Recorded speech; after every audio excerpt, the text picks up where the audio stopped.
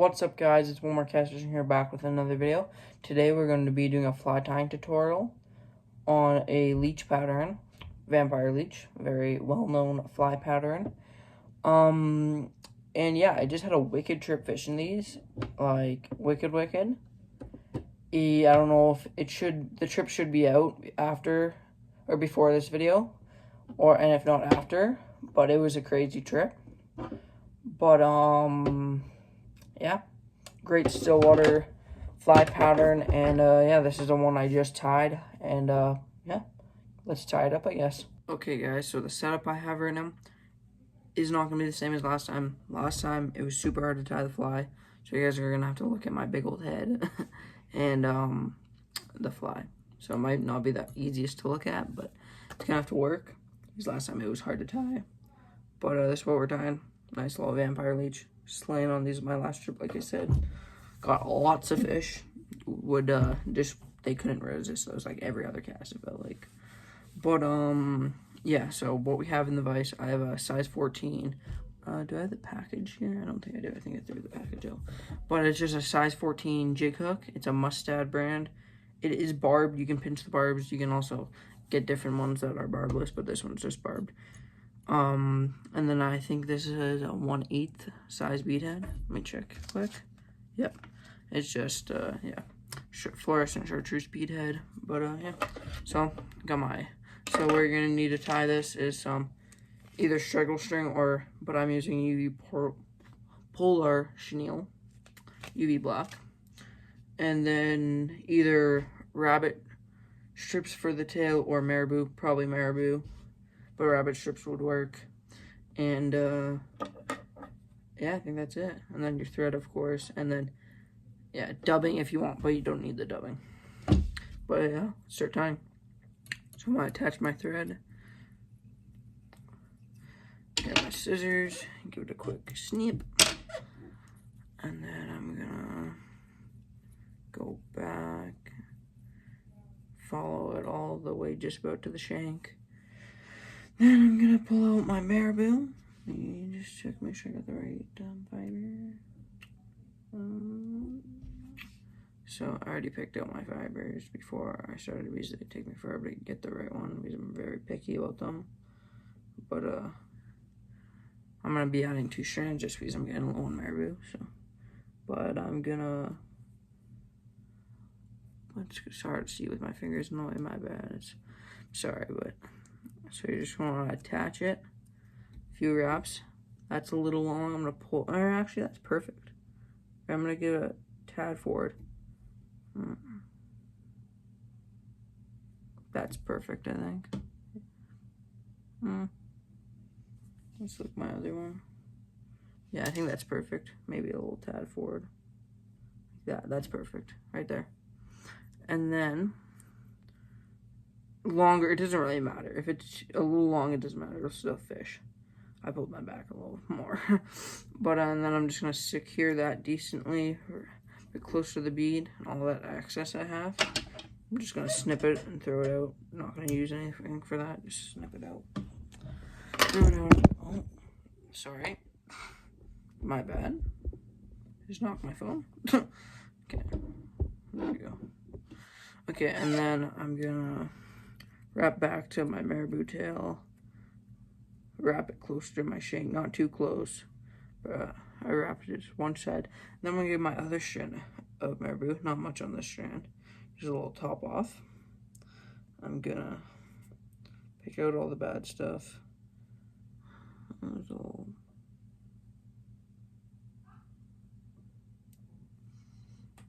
Grab my tail. Get it to the same length. Attach it.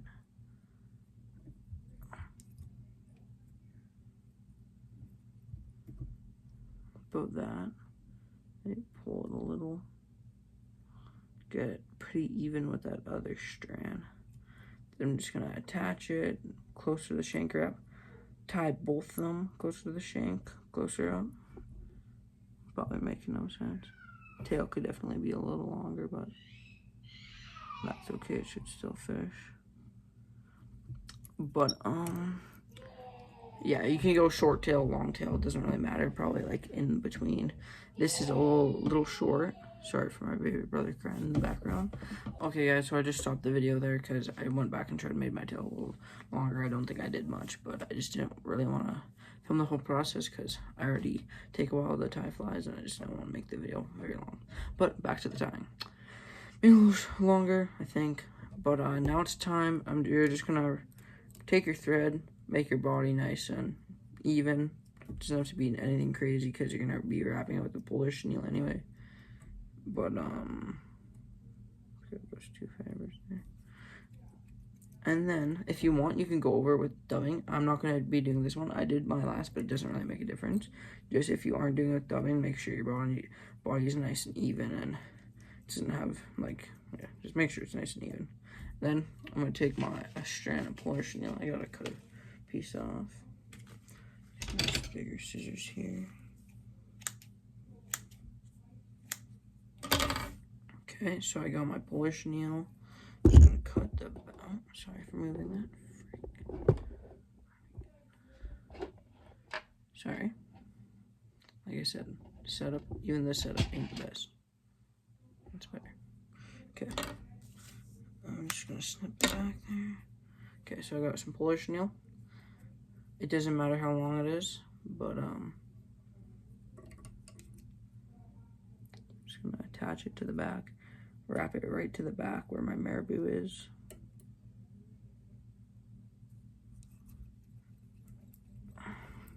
And then just leave it there and then just wrap over the rest of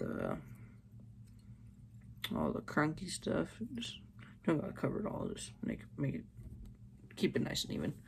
And now we're gonna wrap our Polish chenille. So you're gonna take your Polish chenille. This doesn't have to look anything pretty. Just gonna wrap, not too many wraps. Just one right there. I'm gonna go 2, 3. Yes, we'll clean it up after.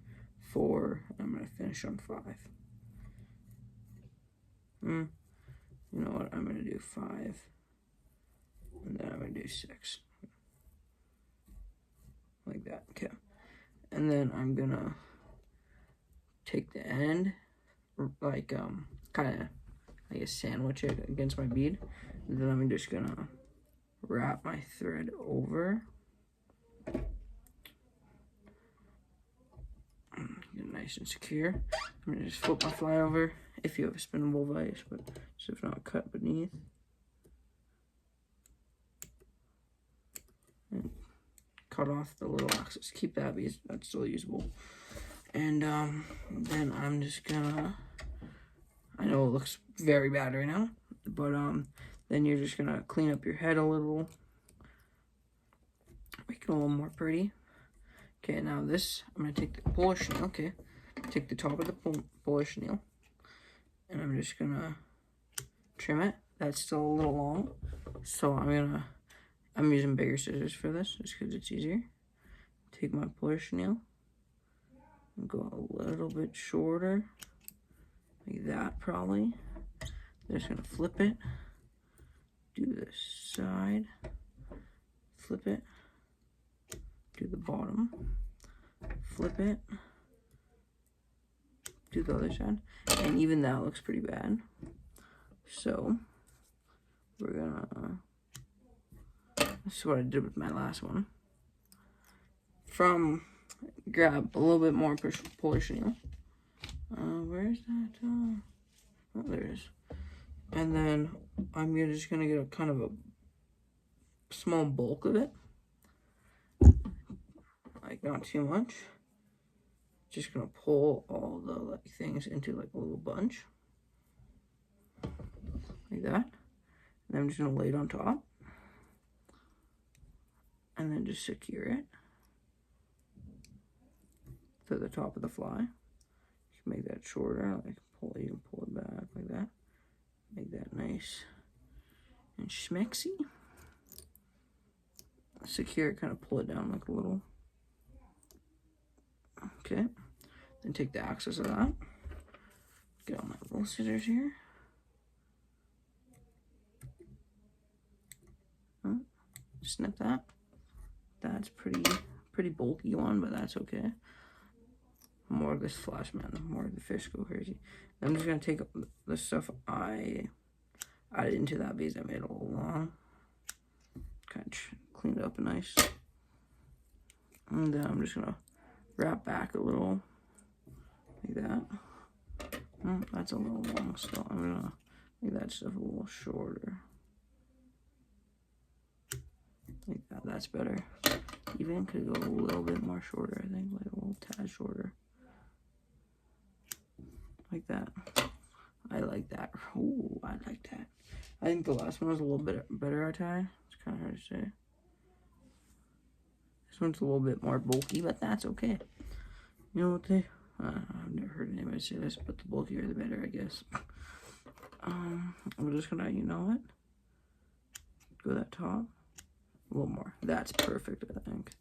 Best as it's getting. I ain't going any back more. That's shit. Things should lie. And if you want, I'm just gonna take a little bit of ice dub. Like a tiny bit. And about that much. And then just make a small little dubbing noodle here. You don't need to do this. You don't need to use ice dub, but ice dub would be preferred in my opinion. And then just kind of secure it there, just like that. And then you're gonna take your thread. Okay guys, we're back. My thread definitely didn't just break. I just had to secure it back.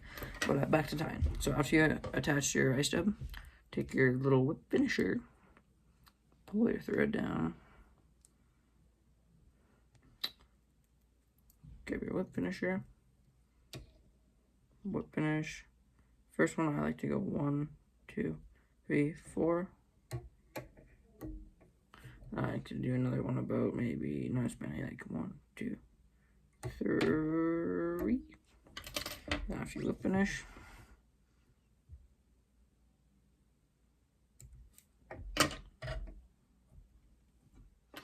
snip your thread. But this one is definitely a bulkier one, but it should still fish up. This one, I prefer this last one I did a little more. I feel like it's a little less bulky. This guy is pretty bulky, especially where the bead attaches. But you get definitely one size bigger. A bead would be probably better. I also have 2 sizes bigger, which I guess is not too bad. But yeah, definitely could be a little less bulky of a leech, but I mean it should still fish up. I don't see why not. Okay guys, so that is how you tie my vampire leech. I wouldn't call this my vampire leech. This is just how I tied it. I didn't look at a video. This is what I caught fish on when I was on my trip. I used a few different like styles how I tied it, but yeah, very well known still water pattern. I'm sure you could fish in the rivers, but yeah, it did very well for me my last trip, so it's probably one of my new favorites. But yeah, I hope you guys enjoyed this video. My third fly tying video, I think, on the channel. First was the redhead leech, second was the zebra midge. Now third will be a vampire leech. But yeah, definitely gonna be adding lots of these to my box. And hope you guys enjoyed. Please like and subscribe. Catch you guys on the fly.